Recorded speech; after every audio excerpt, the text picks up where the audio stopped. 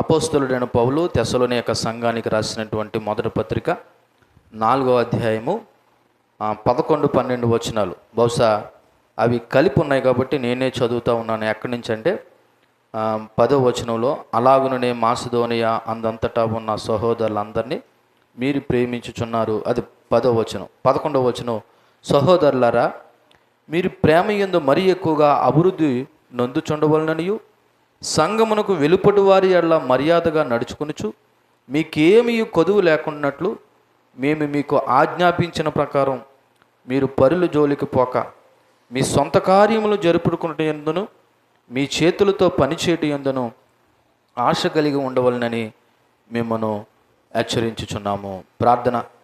పరలోకమందున మా తండ్రి, పరిశుద్ధుడైన ప్రభువా, మీకు వందనాలు. ఈ యొక్క ఉదయకాల సమయంలో మీ కృపాసన్నిధికి వచ్చిన నన్ను మమ్మలను మీ చేతులకు అప్పగిస్తూ మీ పరిశుద్ధాత్మ సహాయం చేత మీ వాక్యమును మాకు బోధించమని ప్రార్థిస్తూ ఉన్నాను. మీ ప్రియకుమారుడైన యేసుక్రీస్తు ద్వారా మాకు ఇచ్చిన రక్షణ మేము నిలుపుకోవడానికి కానీ లేదా కొనసాగించడానికి కానీ ఇక మీ పరిశుద్ధాత్మ దేవుని యొక్క సహాయాన్ని కోరుతూ చదవబడి దైవ లేఖనములు మాలో మీ కార్యములు జరిగించమని ప్రార్థిస్తూ వినగలిగే బుద్ధులు గ్రహించే హృదయాలు మా అందరికీ దయచేయమని యేసుక్రీస్తును నామములో ఈ ప్రార్థన అడిగి వేడుకొనిచున్నాం తండ్రి, ఆమేన్. ఒకనొక గ్రామంలో ఇద్దరు మనుషులు ఇరుగు పొరుగు వారు ఉన్నారు.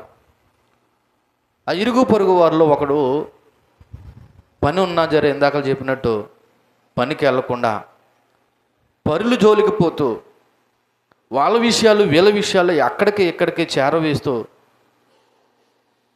సాక్ష్య జీవితం లేనటువంటి వ్యక్తి. అదే గ్రామంలో అదే వీధిలో ఇంచుమించు ఇరుగు పొరుగు మరొకడు ఉన్నాడు. అతను తన పని తను చేసుకుంటూ పరుల జోలికి పోకుండా అవసరమైతే ఆపదలో ఉన్న వారికి సహాయం చేస్తూ తన కుటుంబాన్ని చక్కగా పోషించుకుంటున్న వ్యక్తి మరొక అతను. వీళ్ళిద్దరూ కూడా ఒకే గ్రామంలో ఉన్నారు. అయితే ఆ గ్రామానికి ఒక కొత్త దంపతులు ఆ ఊరికి వచ్చారు. వీళ్ళుంటున్న ఊరికి వచ్చిన తర్వాత ఆ కొత్త దంపతులు వీళ్ళిద్దరినీ గమనిస్తున్నారు. ఒకరు పరుల జోలు విషయంలో అక్కడి విషయాలు ఇక్కడి విషయాలు అక్కడ చెప్తూ గొడవలాడుతూ పని పాటకు వెళ్లకుండా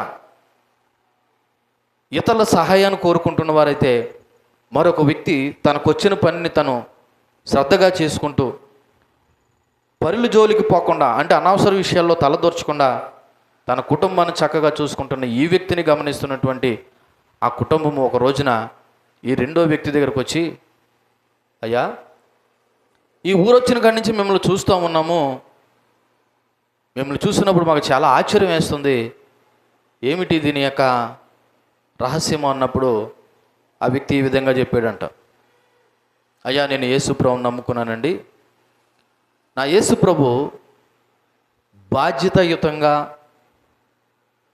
ప్రశాంతంగా బ్రతకమని చెప్పాడు. ఏమన్నాడండి?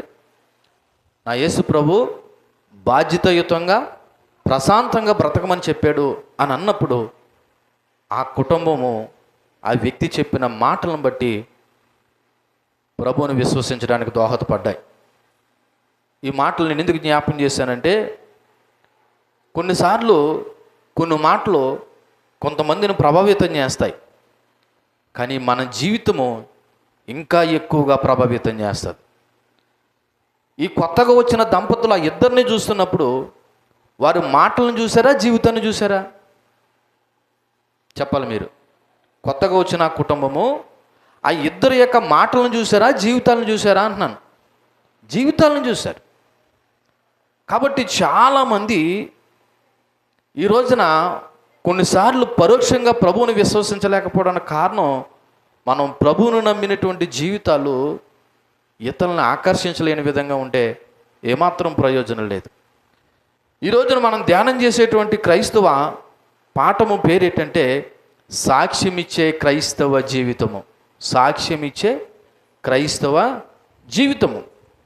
చూడండి, ఈ 11వ వచనంలో మరి ముందు 9-10 వచనాలు సహోదర ప్రేమ గురించి చెప్పిన తర్వాత ఒక ఆచరణాత్మకమైనటువంటి ఆ వచనము లేకపోతే సూచన ఈ భాగం వందు పౌలు జ్ఞాపకం చేస్తూ ఉన్నాడు. మొదటి 4వ అధ్యాయము 1-8 వచనాల్లో పరిశుద్ధత అనగా జారత్వానికి దూరంగా ఉండడం అని చెప్పి, రెండవది సహోదర ప్రేమ కూడా కలిగి ఉండాలని చెప్పిన తర్వాత ఈ జారత్వానికి దూరంగా ఉంటున్నావా లేదా అన్నది, ఇతరుల్ని ప్రేమిస్తున్నావా లేదా అన్నది దేని ద్వారా తెలుసా? బ్రతుకు ద్వారా తెలుస్తుంది. కాబట్టి పౌలు మన రోజువారీ జీవితంలో ఇక్కడ 3 ముఖ్యమైన విషయాలను మాత్రం జ్ఞాపకం చేస్తున్నాడు. 3 ముఖ్యమైన విషయాలు. అందులో మొదటిది మరి ప్రశాంతమైన, బాధ్యతాయుతమైన, కష్టపడి పనిచేసే జీవితం ద్వారా సహోదర ప్రేమ వ్యక్తమవుతుందని చెప్తున్నాడు. ఇతరులను ప్రేమించాలంటే ఆ ప్రేమించే వ్యక్తి అంట ప్రశాంతమైన, బాధ్యతమైన జీవితం జీవించాలంట. కష్టపడి పనిచేసే స్వభావం కలిగిన వాడే ఉండాలంట. అలా ఉన్నప్పుడే ఆ వ్యక్తి ఇతర సహోదరులను ఏం చేయగలుగుతాడు? ప్రేమించగలుగుతాడు. గత వారం మనము సహోదర ప్రేమ గురించి విన్నాం కదా. సహోదరుడు మరో సహోదరుని ప్రేమించాలన్నా, ఒక సహోదరి మరొక సహోదరిని ప్రేమించాలన్నా ముందు వాళ్ళ ప్రశాంతమైన జీవితం జీవించి, బాధ్యతమైనటువంటి జీవితం జీవిస్తూ, కష్టపడి పనిచేసే వారి ద్వారా దేవుని ప్రేమ వ్యక్తమవుతుంది. అది ఎలాగన్నది మనము ఒకటి ధ్యానం చేస్తే, ఇందులో మొదటిమైనటువంటి ముఖ్యమైన విషయము శాంతముగా లేదా ప్రశాంతంగా ఉండుట. ఎలాగండి? శాంతముగా లేదా ప్రశాంతంగా ఉండుట. లీడ్ ఏ క్వైట్ లైఫ్ అంటే పరులు జోలికి పోకుండా. ఎవరి జోలికి పోకుండా? పరులు జోలికి పోకుండా, గొడవలు లేకుండా, అనవసరమైనటువంటి రచ్చలు చేయకుండా నెమ్మదితో జీవితం గడపాలి. ఇది ప్రశాంతమైన జీవితం అంటే.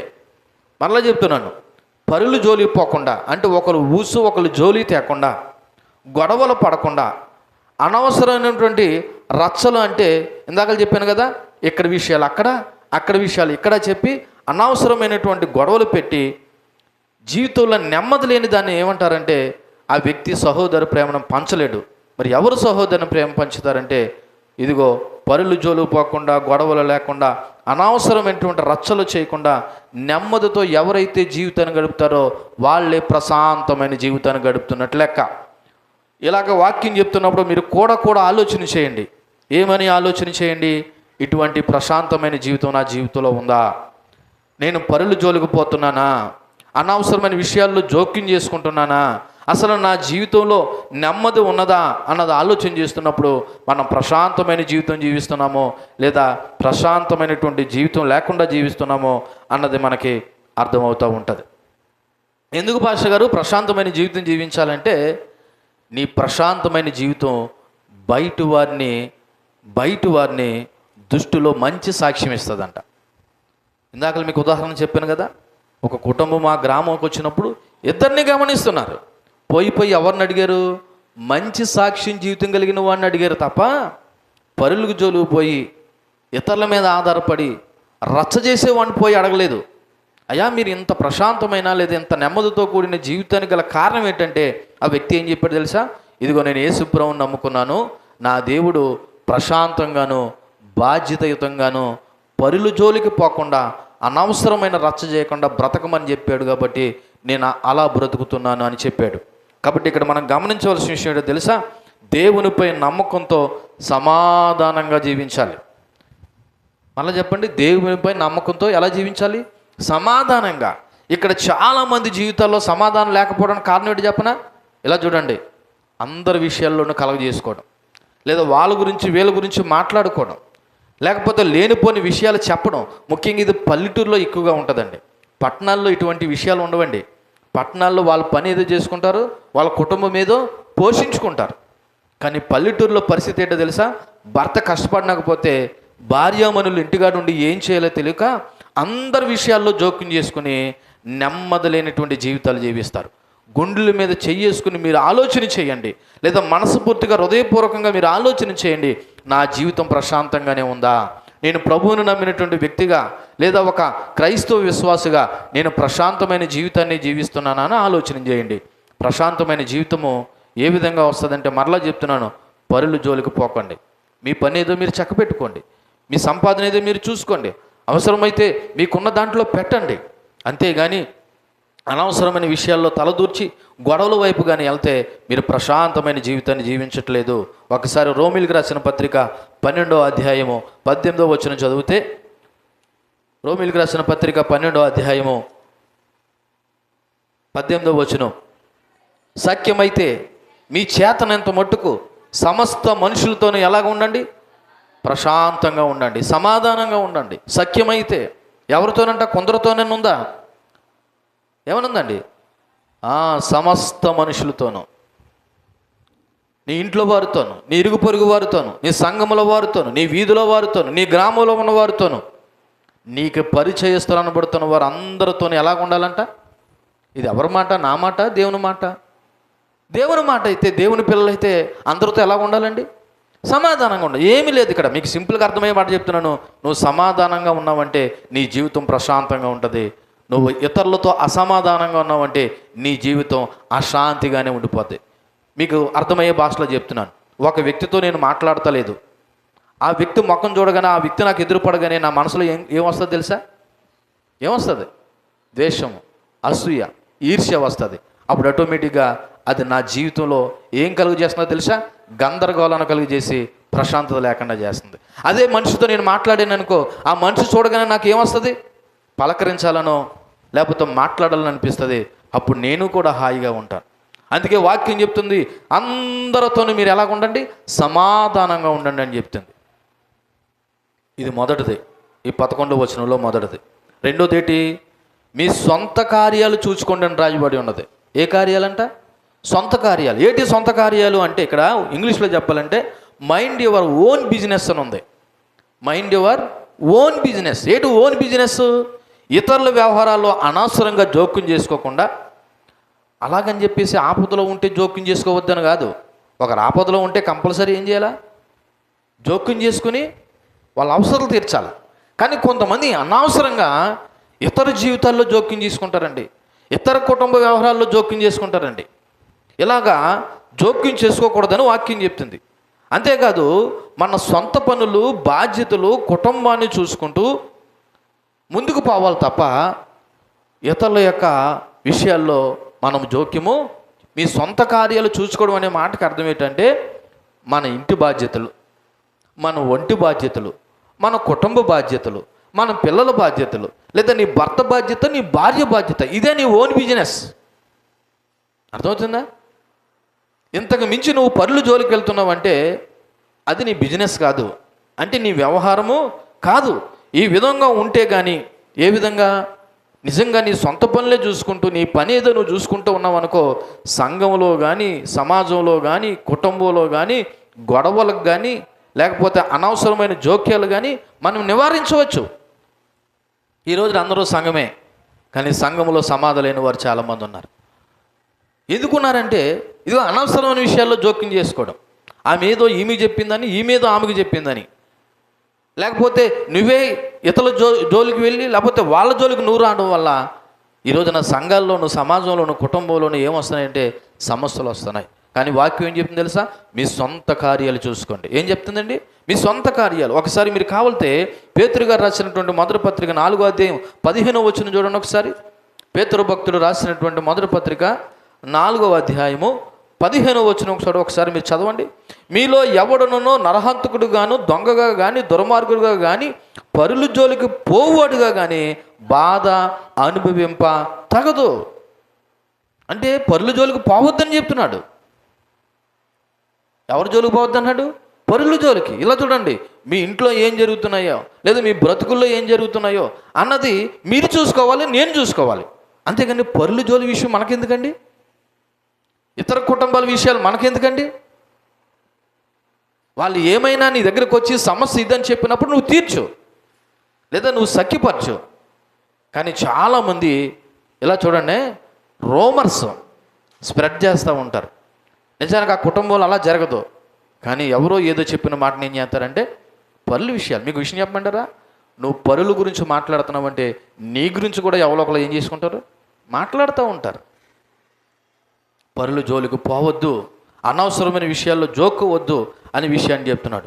ఇక్కడ మీకు ఒక అర్థమయ్యే మాటలో ఒక మాట చెప్తున్నాను చూడండి.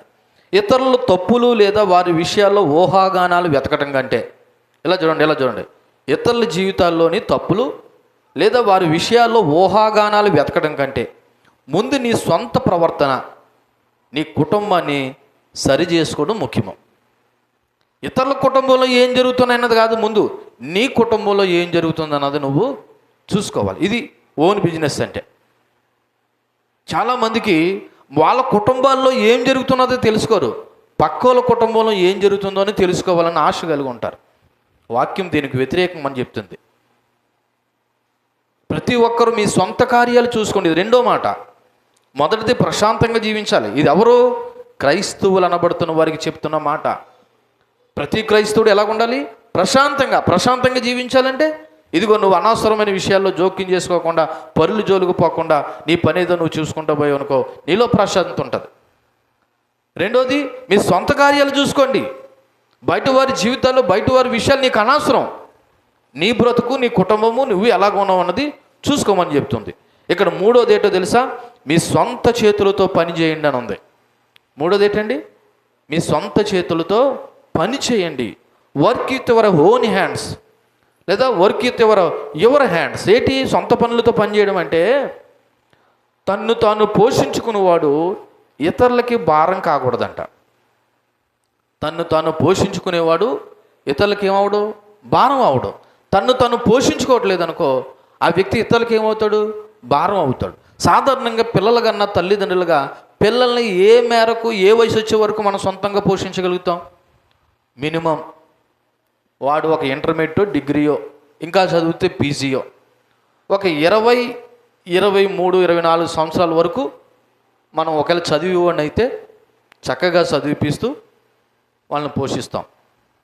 పెళ్ళైన తర్వాత కూడా పోషిస్తుంటే, లేకపోతే అటు ఖాళీగా తిరిగి కూడా అటు ఇటు తిరుగుతూ ఉంటూ పోషిస్తుంటే ఆ వ్యక్తి కుటుంబానికి ఏమవుతాడు? భారం అవుతాడు. అందుకే ప్రతి ఒక్కడు కూడా మీ సొంత చేతులతో పని చేయాలి అన్న విషయాన్ని జ్ఞాపకం చేస్తాడు. దానికి బెస్ట్ ఎగ్జాంపుల్ పౌలు తన సొంత చేతులతో ఏం చేశాడంట? పని చేశాడంట. ఇదే తెస్సలోనికీయులకు రాసిన పత్రిక 2వ అధ్యాయం 9వ వచనం చూడండి. 2వ అధ్యాయము 9వ వచనంలో, అవును సహోదరులారా, మా ప్రయాసమును కష్టమును మీకు జ్ఞాపకం ఉన్నది కదా, మేము మీలో ఎవరికైనాను భారంగా ఉండకూడదని రాత్రింపగలు ఏం చేసామంటున్నాడు? కష్టం చేసామంటున్నాడు. నిజానికి పౌలు కష్టపడవలసినంత పని లేదు. ఎందుకని ఆయన పాస్టర్ గారు సేవ చేస్తున్నందుకు కావలసిన ధనము లేదా పోషణ సంఘము చూసుకోవచ్చు. అయినా సరే ఆయన సొంత చేతులతో ఏం చేశాడంట? కష్టపడ్డాడు. ఎందుకు కష్టపడ్డాడు? ఇతరులకు నేను ఎలా ఉండకూడదు? భారంగా ఉండకూడదని. మరి ఈ రోజున దేవుని పిల్లలుగా మన పని మనం చేసుకుంటూ, మన సొంత కార్యాలు మనం చక్కబెట్టుకుంటూ మనం వెళ్ళామనుకోండి, ఇతరుల విషయాలు మనకు పెద్దగా పట్టింపు ఉండదు. మీకు అర్థమయ్యే భాషలో చెప్తున్నాను. ఎక్కువగా ఇతరుల విషయాలు కానీ పళ్ళు జోలికి పోయే వాళ్ళు ఎవరు చెప్పనా?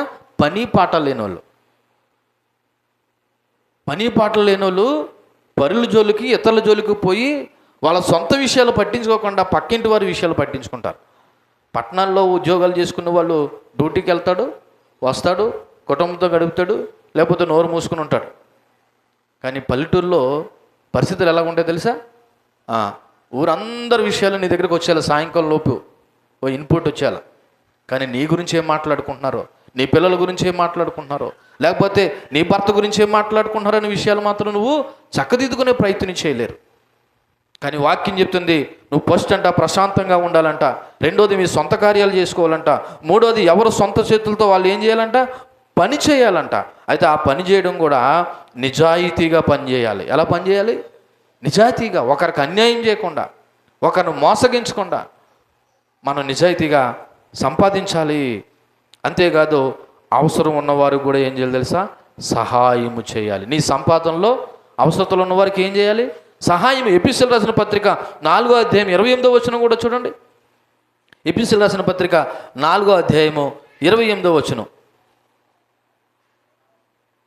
ఏమని రాయబడి ఉన్నది? దొంగిలు వాడి యొక్క మీదట దొంగలక అక్కరగలవానికి పంచిపెట్టుటకు వీలు కలుగు నిమిత్తము తన చేతులతో మంచి పని చేయుచు కష్టపడవలను. ఒకడు దొంగతనం చేశాడంటే అవతల వాడికి ఏం చేస్తున్నాడు? నష్టం చేస్తున్నాడని కదా అర్థం. వాడి బలం ఉండి, శక్తి ఉండి, పనిచేసే సామర్థ్యం ఉండి చాలామంది దొంగతనాలు చేసి ఈజీగా సంపాదించాలనుకుంటారు. కానీ అటువంటి వాడు కష్టపడి పనిచేస్తే వాడు బ్రతుకుతాడు. అవసరమైతే ఇతరులకు కూడా ఏం చేయొచ్చు? సహాయం చేయొచ్చు. దొంగ పని చేసి సహాయం చేయడం కాదండి, మంచి పని చేసి ఏం చేయాలి? ఇతరులకి సహాయం చేయాలి. చాలామంది అన్యాయంగా అక్రమంగా సంపాదించి దేవుడికి ఇంత ఇచ్చేసాము, మేము చేసిన అక్రమ సంపాదన లేకపోతే దొంగ పనికి దేవుడు ఏదో దాన్ని కొట్టేస్తాడు అనుకుంటారు. ఏం కొట్టడు.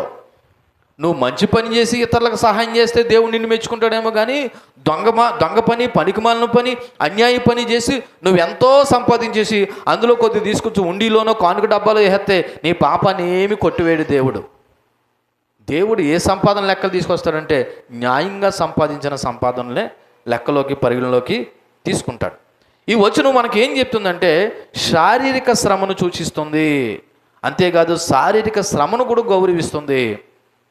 అంటే దేవుని వాక్యం చెప్తుంది ప్రతి ఒక్కరూ శరీరంతో లేదా చేతులతో ఏం చేయాలంట? పని చేయాలని చెప్తుంది. పని చేయాలని చెప్తుంది. ఆ రోజుల్లో ఎందుకు ఈ మాట ఇక్కడ వాడవలసి వచ్చిందంటే గ్రీకులు, అప్పుడున్న గ్రీకు సామ్రాజ్యం లేదా గ్రీకులు చేతులతో పనిచేసేవారిని తక్కువ చూపు చూసేవారండి. అందుకే చాలామందిని బానిసలుగా వాడుకునేవారు. చేతివృత్తులతో చేసేవారిని, లేకపోతే చేతులు చేసే పనులు ఏముంటాయి, చేతులతో చేసే పనులు ఏముంటాయో అటువంటి పనులు చేసేవారిని తక్కువగా చూసేవారు. కానీ యూదులు అలా కాదండి, వాళ్ళు శారీరక శ్రమను గౌరవించారు. అంతేకాదు వాళ్ళ కుటుంబంలో పిల్లలకి ఏదో ఒక చేతి పని నేర్పేవారు. యూదులు శారీరక శ్రమను గౌరవిస్తూ వాళ్ళ కుటుంబంలో ఉన్న పిల్లలకి ఏం నేర్పేవారు? చేతివృత్తులు. ఇప్పుడు పౌలు యొక్క చేతివృత్తి ఏంటి? డేరాలు కొట్టడం. నిజానికి చెప్పాలంటే పౌలు ఆయన కుటుంబం ఏమైనా ధనం లేనోలా, డబ్బు లేనోలా, బలహీనులా? వాళ్ళు చాలా ధనవంతులు. మరి ధనవంతులు అయ్యండి పౌలుకి చేతివృత్తి డేరాల కొట్టు పని ఎందుకు నేర్చుకోవాలా అంటే యూదుల్లో ఉన్న ఇప్పటికీ సంస్కృతి ఏంటో తెలుసా? వాళ్ళ పిల్లలకి ఏదో ఒక పని నేర్పిస్తారు. వాళ్ళకి ఏదో చేతివృత్తి నేర్పిస్తారు. రేపటి దినాన వాళ్ళకి ఉద్యోగాలు వచ్చినా, వ్యాపారాలు సక్సెస్ అయినా కాకపోయినా ఆ చేతివృత్తి అయినా వాళ్ళకి ఎలా ఉండాలి తెలుసా? ఉపయోగకరంగా ఉండాలని. కొన్నిసార్లు మనమే మన పిల్లల్ని ఎలా పెంచుతున్నామో కూడా అర్థం అవ్వదు. చదువు రేపటి దినాన్ని అవ్వకపోయినా వాడు ఏదో విధంగా బతకాలని ఏదో చేతివృత్తి అయినా ఏం చేయరు? నేర్పరు. ఏదో చేతివృత్తులు అంటే నామోసి. అందరూ కూడా ఏ పొజిషన్లో ఉండాలని చూస్తారంటే టాప్ పొజిషన్లో ఉండాలని చూస్తారు. మరి చిన్న చిన్న పనులు చేసే వాళ్ళందరూ ఏదో పనికిమాలులు అన్నట్టుగా చూస్తారు. కానీ దేవుని వాక్యం చెప్తుంది శారీరక శ్రమను వాక్యం గౌరవిస్తుంది. కష్టపడి పనిచేసేవాడిని గౌరవిస్తుంది. ఆఖరిగా కూలి పని చేసేవాడిని కూడా దేవుని వాక్యం ఏం చేస్తుందంటే గౌరవిస్తుంది తప్ప హేళన చేయటం లేదు. కాబట్టి ఇక్కడ మనం ఒక మంచి పద్ధతి ఏం నేర్చుకోవాలంటే రేపటి దినాన్న వారి సొంత కాళ్ళ మీద వాళ్ళు నిలబడేలాగా ఏదో ఒక చేతివృత్తులు నేర్పడం అనేది తల్లిదండ్రులుగా మన బాధ్యత. అలాగని చెప్పేసి అడుక్కోవడం కానీ నేర్పారనక. భిక్షాటన దైవ వ్యతిరేకము, అడుక్కుని తినడం దైవ వ్యతిరేకము. ఎవరు అడుక్కుంటాడు? నిరాశ్రయుడైన వాడు, ఎవరు లేనివాడు అడుక్కుంటాడు. అన్నీ ఉన్నవాడు అడుక్కుంటేది బైబిల్ వ్యతిరేకం. కష్టపడి పనిచేయడం అనేది వాక్యము చెప్తుంది. ఇక్కడ సందర్భం వచ్చింది కాబట్టి ఒక మాట చెప్తా ఉన్నాను. ఏంటో తెలుసా? శారీరకంగా ఎవరైతే కూలి పని చేస్తారో వాళ్ళు ఉద్యోగాలు చేసేవారి కంటే ఆరోగ్యంగా ఉంటారు. అర్థమైందా? శారీరకంగా చేతులతోనూ కాళ్ళతోనూ పనిచేసే కూలి పని ఎవరైతే చేస్తున్నారో వాళ్ళు ఉద్యోగాలు, వ్యాపారాలు చేసేవారి కంటే ఆరోగ్యంగా ఉంటారు. పోకపోతే వాళ్ళ దగ్గర డబ్బులు ఉండొచ్చేమో, వీళ్ళ దగ్గర డబ్బు లేకపోవచ్చేమో, కానీ నేను డబ్బు కంటే ఆరోగ్యానికి విలువిస్తాను. దేనికి? డబ్బు కంటే ఆరోగ్యమే. నిజమే, ఆ కూలి పని చేసేవాడి దగ్గర డబ్బులు లేకపోవచ్చు, కానీ వాడి దగ్గర ఏముంది తెలుసా? ఆరోగ్యం ఉంది. ఆరోగ్యం డబ్బు కంటే విలువైనది. అందుకే ఆరోగ్యమే మహాభాగ్యం అని అన్నారు. ఈ సమయంలో నేను ఎందుకు ఈ మాట గుర్తు చేస్తున్నాను తెలుసా? శరీరంతో కష్టపడడం తప్పు కాదండి, శరీరంతో శ్రమ పడడం తప్పు కాదండి, చేతువృత్తులు పనిచేయడం తప్పు కాదండి. కానీ కష్టపడి పనిచేసినా, ఏం పని చేసినా అది న్యాయబద్ధంగా, ధర్మబద్ధంగా, హేతుబద్ధంగా మనం పని చేయాలి. మరలా చెప్తున్నాను, ఈ 11వ వచనంలో ఒక క్రైస్తవుడు సహోదర ప్రేమ కలిగి ఇతరులను ప్రేమించాలంటే ముందు ఆ వ్యక్తి ప్రశాంతంగా జీవించాలి. రెండోది వాడు సొంత పనులు చేసుకోవాలి. పరులు జోలికి పోకుండా సొంత పనులు చేసుకోవాలి. అందుకే మూడవదిగా మీ సొంత చేతులతో మీరు ఏం చేయండి? పని చేయండి. అంటే ఇతరుల మీద ఆధారపడకండి. మీ చేతులతో మీరు ఏం చేయండి? పని చేయండి అని చెప్తూ ఇక్కడ అంటాడు, మేము ఆజ్ఞాపించిన ప్రకారంగా అన్నాడు అక్కడ పౌలు. ఏంటండి ఇది? ఆజ్ఞ, సలహా కాదు. ప్రశాంతంగా జీవించడం సలహా కాదు, ఆజ్ఞ. మీ సొంత కార్యాలు చేసుకోండి అని చెప్పడం సలహా కాదు, ఆజ్ఞ. మీ చేతివృత్తులతో పని చేయండి, వీలైతే పని చేయండి, లేకపోతే ముడుచుకుని కూర్చొని చెప్పడం సలహా కాదు, ఆజ్ఞ. ఎందుకంటే ప్రశాంతమైన క్రైస్తవ జీవితము ఏం చెప్తుందంటే, ఒకటి శాంతియుతంగా ఉండాలని చెప్తుంది, రెండోది బాధ్యతతో కూడా ఉండాలని చెప్తుంది, మూడు శ్రమపడి కష్టపడాలని చెప్తుంది. ఏం చెప్తుందండి? ప్రశాంతంగా ఉండడం ఉండాలి, బాధ్యతంగా ఉండాలి, కష్టపడి పని చేయాలి. ఇది 11వ వచనం మనకు చెప్తున్న మాట. ఇలాగా ఎవరైతే జీవిస్తారో వాళ్ళే ఇతరుల విషయంలో సహోదర ప్రేమ కలిగి ఉంటారు. ఒక మాట మీకు అర్థమయ్యే భాషలో చెప్తాను. నా ఇంట్లోనే గొడవలు ఉండి నేనే ఇతరులతో గొడవ పడుతూ అందరి విషయాలు నేను మాట్లాడుకుంటూ ఉండు, ఇప్పుడు పక్కింటికి వెళ్ళి వాళ్ళకి తీర్పు చెప్తే వాళ్ళ నా మాటలు ఏమైనా వాళ్ళకి ప్రభావం చూపిస్తాయా? ఏమనుకుంటారు తెలుసా? వెళ్ళు ముందు నీ కుటుంబాన్ని చూసుకొని నా ముఖం మీద అనకపోయినా వాళ్ళ మనసులో అనుకుని నేను చెప్పిన మాటలు ఏం చేయరు, వాళ్ళు ఏమాత్రం ఖాతరు చేయరు, అసలు పరిగణలోకి తీసుకోరు. ఎందుకని? నా కుటుంబంలోనే ఏమి లేదు, ప్రశాంతత లేదు, నా జీవితంలో ఏమి లేదు, ప్రశాంతత లేదు. నేనే ఇతరులతో ఏం ఆడుతున్నాను? గొడవలు ఆడుతున్నాను, నేనే పరుల జోలికి పోతా ఉన్నాను. ఇటువంటి వ్యక్తిగా నేను వెళ్ళి ఇతరులకి ఏ విధంగా ప్రశాంతంగా ఉండమని చెప్పగలను? అంటే ఇప్పుడు నా క్రైస్తవ జీవితం ఇతరులని ప్రభావితం చేస్తుందా, నష్టపరుస్తుందా? ఈ రోజున చాలామంది క్రైస్తవులు మారలేకపోవడానికి, అవిశ్వాసులు కానీ లేదా అన్యులు కానీ మారలేకపోవడానికి కారణం ఏంటి తెలుసా? నువ్వు ప్రభువు నమ్ముకున్న నీలో ప్రశాంతమైన జీవితం లేకపోవడం. ఇతరుల విషయాలు పట్టించుకుని లేకపోతే ఇతరుల విషయాలు జోలికిపోయి అనవసరమైన గొడవలు చేయడం వల్ల ఆ క్రైస్తవులు ఉన్నారే, వాళ్ళు భక్తి చేస్తారు కానీ వాళ్ళ బ్రతుకు సరిగా ఉండదని కొంతమంది మాట్లాడుకోవడానికి కారణం ఏంటంటే, ఇదిగో నీలో రెస్పాన్సిబిలిటీ లేక. దేవుడేటు నీకు అర్థం కాక. అందుకే ప్రభు అన్నాడు, మిమ్మల్ని బట్టే కదా నా నామం అన్ని జనుల్లో ఎందుకు అవమానపరచబడుతుంది? దేవుని నామం. ఎందుకంటే ఆ ప్రభువుని పేరు పెట్టుకుని ఆ ప్రభువుని నమ్ముకుని నీలో ఏ జీవితం లేదు, ప్రశాంతమైన జీవితం లేదు. అందరితోనూ గొడవలే, అందరితోనూ సమస్యలే, అందరి విషయాలు కావాలి. అప్పుడు నీలో ప్రశాంతమైన జీవితం ఉంటుందా? నువ్వు ఇతరులకు ఏమైనా చెప్పగలవా? ఏమీ చెప్పలేవు. కాబట్టి ఈ వచ్చిన మనం నేర్పుతున్న 2 ముఖ్యమైన మాటలు జ్ఞాపకం చేస్తున్నాను. సహోదర ప్రేమ అంటే కేవలం వారి పట్ల అనగా ఇతరుల పట్ల ప్రేమ ఒక్కటే చూపిస్తే సరిపోదు. మన సొంత వ్యక్తిగత జీవితంలో ప్రశాంతమైన జీవన విధానం కనబడాలి అవతలోళ్ళకి. అలాగే సొంత వ్యవహారాలు అంటే మన సొంత వ్యవహారాల్లో దృష్టి కలిగి కష్టపడి పనిచేసే విధానం ద్వారా నిజమైన సహోదర ప్రేమను అవతల వాళ్ళు చూపిస్తామంట. ఇక ప్రారంభంలోనే ఒక ఉదాహరణ చెప్పాను. ఆ కొత్తగా వచ్చిన కుటుంబము ఈ వ్యక్తిని గమనిస్తుంది. ఈ వ్యక్తి తనకు వచ్చిన పనిని తన ఏదో నిస్వార్థంగా చేసుకుంటూ పోతున్నాడు, పనులు జోలికి పోవటం లేదు, ప్రశాంతంగా ఉంటున్నాడు, ఎవరితోనూ గొడవ పెట్టుకోవట్లేదు. అందుకే ఒకరోజు అడగాలనిపించింది, ఏటయ్యా మిమ్మల్ని వచ్చిన కంటే చూస్తున్నాం, ఏటి సీక్రెట్ ఏంటంటే, ఇదిగో నేను ప్రభువుని నమ్మాను, ఆ ప్రభువు నన్ను ఎలా జీవించమని తెలుసా? ప్రశాంతంగాను బాధ్యతయుతంగాను జీవించమని చెప్పాడన్న మాట ఆ కొత్తగా వచ్చిన కుటుంబాన్ని ఆకర్షించడానికి లేదా ప్రభువును నమ్మడానికి కారణమైంది. ఈ రోజున ఎన్ని సంవత్సరాల క్రైస్తవ విశ్వాస జీవితంలో నీ యొక్క ప్రశాంతమైన జీవితాన్ని చూసి ఈ తల్లిలాగా, ఈ తండ్రిలాగా, ఈ సహోదరులాగా, ఈ సహోదరులాగా నేను ఉండాలనుకోవడానికి మన జీవితాలు సాక్ష్యంగా ఉన్నాయా? అందుకే నేను ప్రారంభంలో చెప్పాను, ఈ రోజున మన ప్రార్థన లేదా మన యొక్క పాఠ్యాంశం ఏంటంటే సాక్ష్యం ఇచ్చే క్రైస్తవ జీవితం. మన జీవితం ఏమివ్వాలి? సాక్ష్యం ఇవ్వాలి. ఇతరులు మార్పు చెందడానికి సాక్ష్యంగా ఉండాలి. అలా సాక్ష్యంగా ఉండాలంటే మరలా చెప్తున్నాను, ప్రశాంతమైన జీవితాన్ని జీవిస్తూ పరులు జోలు పోకుండా, అనవసరమైన గొడవల్లో తలదొరచకుండా, నీకు దేవుడిచ్చిన పని ఏదో లేదా నీకు ఏదైతే వచ్చో అది చేసుకుంటూ నెమ్మదిగా జీవించుకుంటా పో. ఇతరులు నీ బ్రతుకుని చూసి ఇలా బ్రతికితే ఇలా బ్రతకాలనుకునేలాగా ఉంటుంది.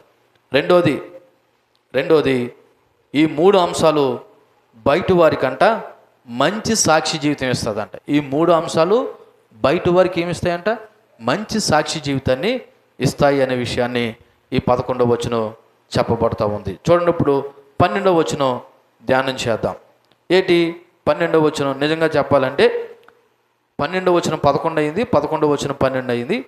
ఇక్కడ 12వ వచనంలో ఏమని రాయబడినదంటే, సంఘమును వెలుపటి వారి ఎడల మర్యాదగా నడుచుకొనుచు మీకేమీ కొదువు లేకుండానట్లు అని రాయబడి ఉన్నది. సంఘము వెలుపలి వారి ఎట్లా ఎలా నడుచుకోవాలంటండి? సాధారణంగా మర్యాద ఎవరికి ఇస్తారండి? మర్యాద ఎవరికి ఇస్తారు? మనకి మర్యాద ఇచ్చిన వాళ్ళకి మర్యాద ఇస్తాం. కానీ ఇక్కడ వాక్యం ఏం చెప్తుందో తెలుసా? సంఘానికి బయట ఉన్నవారు. సంఘానికి బయట ఉన్నవారంటే ఎవరు అనుకుంటున్నారు మీరు? సంఘానికి బయట ఉన్నవారంటే ఎవరు అనుకుంటున్నారు? క్రీస్తుని విశ్వసించలేని అన్యులు.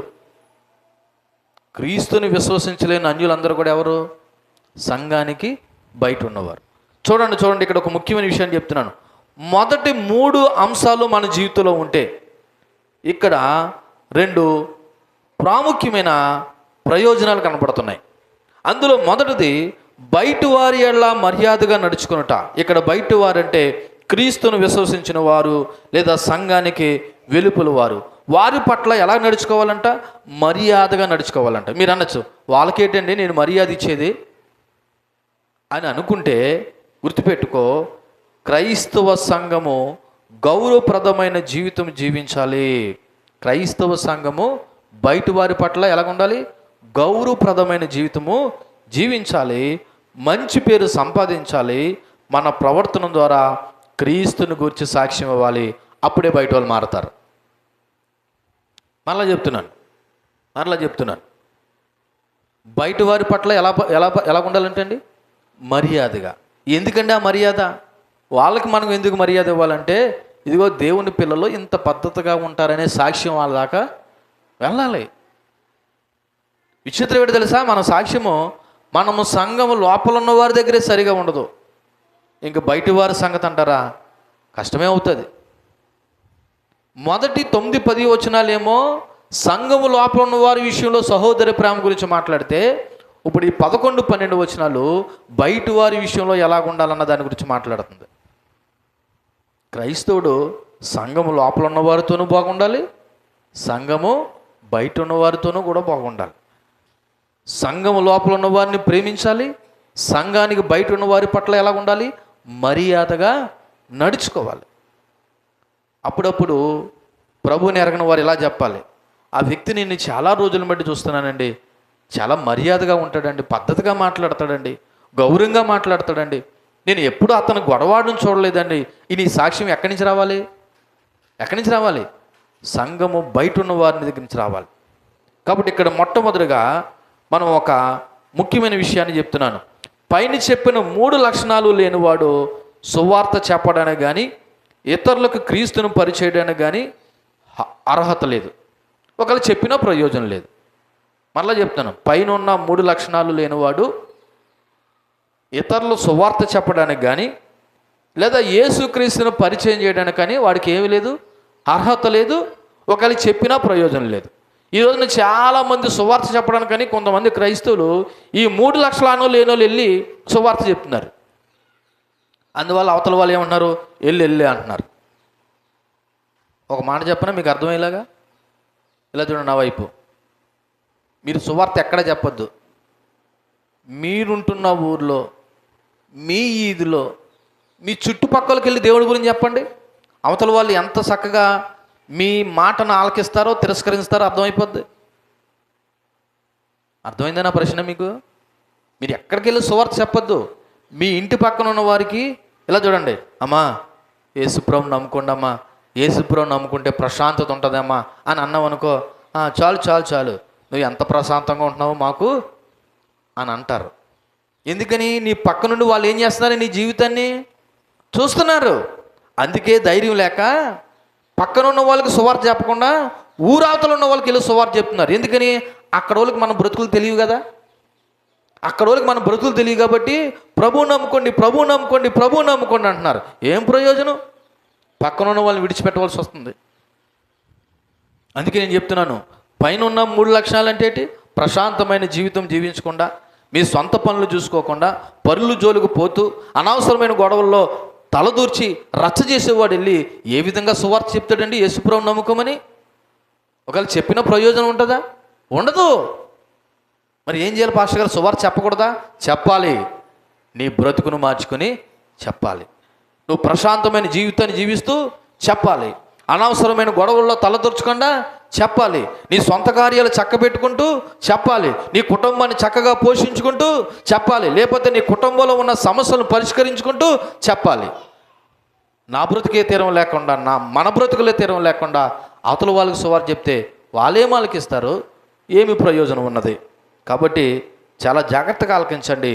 ఇతరుల వారి పట్ల మర్యాదగా నడుచుకోవడం అంటే ముందు నీ కుటుంబాన్ని నువ్వు చక్కబెట్టుకోమని అర్థం. నువ్వు సరిగా లేకుండా ఇతర వారి పట్ల మర్యాదగా నడుచుకుని ఒకవేళ వాక్యం చెప్పినా ఏమి ప్రయోజనం ఉన్నదంటారు? కాబట్టి మనము సాక్షి జీవితము ఇక్కడ ఒక మాట చెప్తున్నాను చూడండి. మరి మన సాక్షి జీవితమే సువార్త కాదు. మన సాక్షి జీవితమే సువార్త కాదు. నువ్వు సువార్త ద్వారా రక్షింపబడిన నీ సాక్షి జీవితాన్ని ఇతరులకు ఏం చేయాలి? పరిచయం చేయాలి. ఈ మధ్యకాలంలో ఆ మాట కొత్త అప్పుడప్పుడు నేను కూడా ఇలా అనేసిన సందర్భాలు ఉన్నాయి. మన సాక్షి జీవితమే సువార్త అని. నిజానికి మన సాక్షి జీవితం సువార్త కాదు, దేవుని సువార్తే సువార్త. ఆ సువార్తను నమ్మి నువ్వు ఎలాగ ప్రభువును విశ్వసించావు అన్నది చెప్పడమే సాక్ష్యం. అందుకే సాక్ష్యము ఒక వ్యక్తి విశ్వాసాన్ని బలపరుస్తుంది, కానీ ఒక వ్యక్తిని ఎప్పుడూ మార్చలేవు. ఒక వ్యక్తిని మార్చాలంటే దేవుని వాక్యమే మార్చాలి. అందుకే సాక్ష్యంలో ఎవరి గురించి చెప్పాలి? ప్రభువు నన్ను ఎలా మార్చాడని ప్రభు గురించి చెప్పాలి. ఎవరి గురించి చెప్పాలి? ప్రభు గురించి చెప్పాలి. ఒకప్పుడు నేను ఎలాగ ఉండేవాడిని, ఒకప్పుడు ఎలాగయ్యాను, దానికి కారణం ఎవరు? ప్రభువు. ఒకప్పుడు నేను ఎలా బ్రతికేవాడిని, ఇప్పుడు ఎలా బ్రతుకుతుంది, దానికి కారణం ఎవరు? ప్రభువు. అంతే తప్ప నా సాక్షి జీవితమే ఒక వ్యక్తిని మార్చదు, దేవుని వాక్యమే ఒక వ్యక్తిని ఏం చేస్తుంది?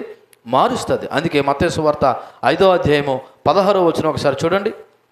మత్తయి సువార్త 5వ అధ్యాయము 16వ వచనం. బయట వారు మనుషులు మీ సత్క్రియలు చూసి పరలోకమందున్న మీ తండ్రిని మహిమపరిచినట్లు వారి ఎదుట మీ వెలుగును ప్రకాశింపనీయండి అని ఉన్నది. బయట ఉన్నవారు అంటే క్రీస్తుని అనగవారు, ఎరగని వారు, అవిశ్వాసులు లేదా అన్యులు ఏం చూడాలంట? మనలోను మన సత్క్రియలు. సత్క్రియలు అంటే మన మంచి పనులు, మన మంచి బుద్ధి, మన యాటిట్యూడ్, మన ప్రశాంతమైన జీవితం, పరుల జోలికి పోనటువంటి జీవితం, ఎవరితోనూ గొడవలనేటువంటి జీవితం. ఇటువంటి సత్క్రియలు చూసి వాళ్ళు దేవుని మహింపరచాలంటే వాళ్ళ ఎదుటి మీరు వెలుగు సంబంధాలుగా ఉండండి అని చెప్తున్నాడు. ఈరోజున ఎవరండి అటువంటి క్రైస్తవ విశ్వాస సాక్షి జీవితాలు కలిగి సమాజంలో బ్రతుకుతున్నవారు? ఈ రోజున మీరు ఉన్నారా?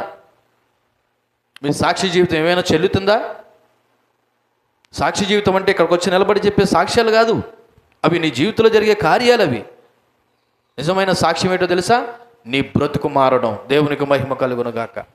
నీ బ్రతుకు మారి నీ బ్రతుకు ద్వారా అనేకులు మార్పు చెందడానికి నీ బ్రతుకులో జరిగిన విధానాన్ని గురించి సాక్ష్యమై ఉండాలి. అప్పుడే క్రైస్తవ సాక్షి జీవితం చెల్లుతుంది. మనుషులు మీ శత్రువులు చూసి పరలోకమందున మీ తండ్రిని మహింపరచాలంటే ఇప్పుడు తండ్రికి మహిమ ఎలాగెళ్తుంది? నీ బ్రతుకు ద్వారా, నా బ్రతుకు ద్వారా.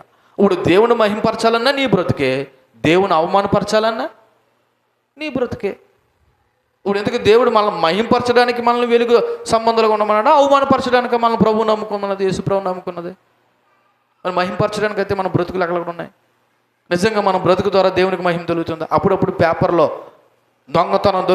దొంగతనం చేస్తూ దొరికిపోయిన యాకోబు, వ్యభిచారం చేస్తూ దొరికిపోయిన యోహాను, ఎవరిలో ఎవరండి?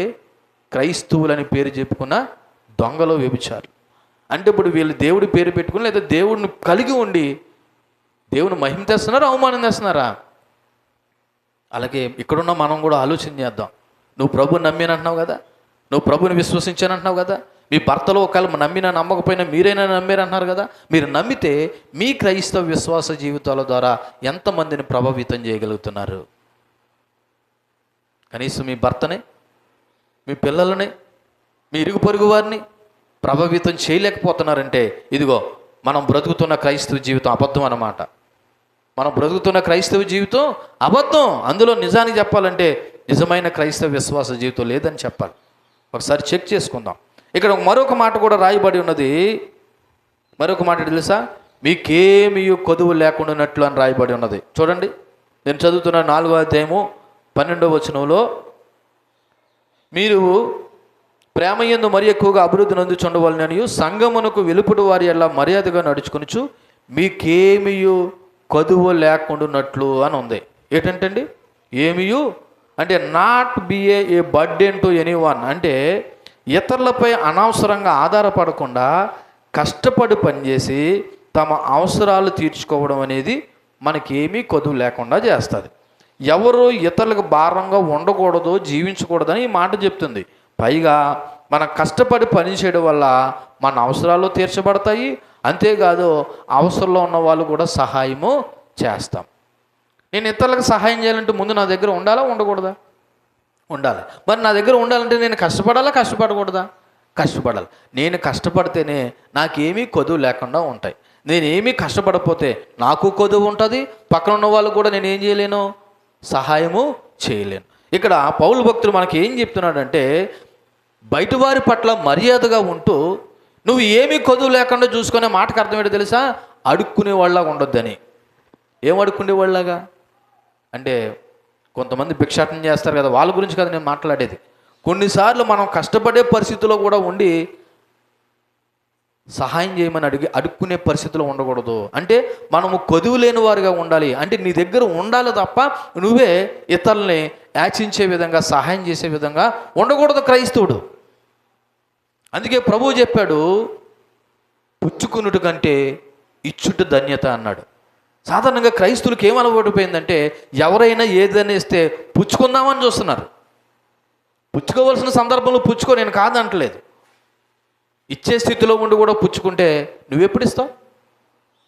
అర్థమవుతుందా? ఇచ్చే స్థితిలో ఉండి కూడా నువ్వు పుచ్చుకుంటే నువ్వు ఎప్పుడు ఇస్తావు? మనకెప్పుడు కొదువు లేకుండా ఉండడానికే కష్టపడి పని చేయడాలనే విషయాన్ని జ్ఞాపకం చేస్తున్నాడు. కాబట్టి కష్టపడవలసిన వయసులో కష్టపడకుండా ఏముందలే, ఎంత సంపాదించినా ఏదో ఒక రోజున విడిచిపెట్టేయాలి కదా అని స్వామురుల్లాగా ఉండకు. కొంతమంది తెలివిగా ఏముందలేండి, ఎంత సంపాదన విడిచిపెట్టేయాలి కదా, ఎందుకో కష్టపడడం, ఓ రోజు కష్టపడి మిగిలిన రోజులు నేను జలసాలు చేస్తానంటే అది సోమర్తనమే. ఎందుకు తెలుసా? నీకు ఓపుకున్నంత వరకు, కష్టపడేంత వరకు కష్టపడు, నీవు బ్రతుకు, ఇతరులకు కూడా నువ్వేం చేయ, కొద్దో గొప్ప సహాయం చేయి. అప్పుడు సహోదరుల పట్ల పరిపూర్ణమైన ప్రేమ కలిగి ఉండడం ఏంటన్నది నీకు అర్థమవుతుంది. సహోదర ప్రేమ ఏ విధంగా ఉంటుందో తెలుసా? ఇతరులకు సహాయం చేయడం ద్వారా. నువ్వే అడుక్కునే స్థితిలో ఉంటే, నువ్వే పుచ్చుకునే స్థితిలో ఉంటే నువ్వెప్పుడు ఇతరులకు సహాయం చేస్తామో, నీ గురించి ఎప్పుడు ఈ తెల్లండి, ఈ తల్లండి, ఈ సహోదరుడండి కష్టంలో ఉంటే ఆదుకుంటారండి అని నీ గురించి నా గురించి ఎప్పుడు చెప్తారు? చెప్పాలంటే మన దగ్గర ఉండాలా ఉండకూడదా? ఉండాలంటే మనకేం లేకుండా ఉండడం, ముందు అప్పులు లేకుండా ఉండాలా. అప్పులు లేకుండా ఉండాలంటే మనం ఏం చేయాలా? కష్టపడాలి. మరి సహోదర ప్రేమను ఎలా వ్యక్తం చేస్తావో? చాలామందికి సహోదర ప్రేమ అంటే ఏమర్థమైందంటే, వెళ్ళి 4 మంచి మాటలు చెప్పేస్తే మనం వాళ్ళ పట్ల ప్రేమ కలిగి ఉన్నామేమో అని అనుకుంటున్నారు. కానీ బయట సమాజం అలా లేదండి. ఈ క్రైస్తవులు పేర్లుగా తప్ప క్రియలు లేవు అన్నట్టుగా గమనిస్తూ ఉన్నారు. కాబట్టి ప్రియ సంఘం, మనం అందరూ ఆలోచన చేస్తే ఈ వచనం నుండి కూడా మనం నేర్చుకోవాల్సిన విషయం ఏంటో తెలుసా? క్రైస్తవ జీవితము అవిశ్వాసులకి మంచి సాక్ష్యంగా ఉండాలి. మళ్ళీ చెప్తున్నాను, క్రైస్తవ జీవితము అవిశ్వాసులకు ఎలాగ ఉండాలి? మంచి సాక్ష్యం. అవిశ్వాసులు అంటే ఎవరు? సంఘానికి బయట ఉన్నవారు. రెండవది, కష్టపడి పని చేయడం దేవుని చిత్తం అండి. రాత్రి గుర్తు చేశాను కదా, కష్టపడి పని చేయడము దేవుని చిత్తము. ఎవడైతే కష్టపడి పని చేయకుండా ఉంటాడో, కుటుంబాన్ని పోషించకుండా ఉంటాడో, వాడు అవిశ్వాసి కన్నా చెడ్డవాడనే విషయం మనం విన్నాము. కాబట్టి కష్టపడి పని చేయడం దేవుని చిత్తము. స్వామురోడుగా ఉండడమే దేవుని చిత్తం కాదు. మూడోది, ఇతరులకు భారం ఉండకుండా జీవించాలి. ఇతరులకు మనం ఎలా ఉండకూడదు? భారంగా ఉండకూడదు. మనం కష్టపడాలి. అంతేకాదు మన ప్రవర్తన ద్వారా దేవునికి మహిమ కలగాలి. మన ప్రవర్తన ద్వారా దేవునికి ఏం కలగాలి? మహిమ కలగాలి.